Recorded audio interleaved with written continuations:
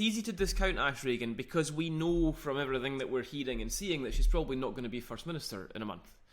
But credit where it's due, Ash Regan is not afraid to be bold.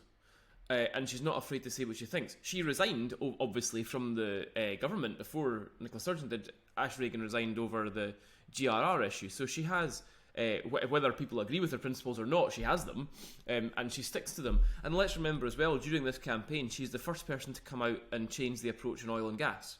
She was the first person to say we're going to keep drilling for oil and gas because I'd rather use our oil and gas than import it. She was the first person to say that.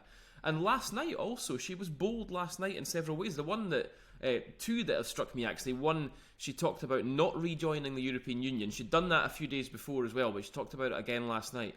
That's a big thing in SNP circles to come out and say that. She talked about joining the European Free Trade Association instead. I think we mentioned it briefly on last week's podcast, and she talked about it again last night. That's a pretty bold thing in SNP circles. And last night, she was asked about the monarchy.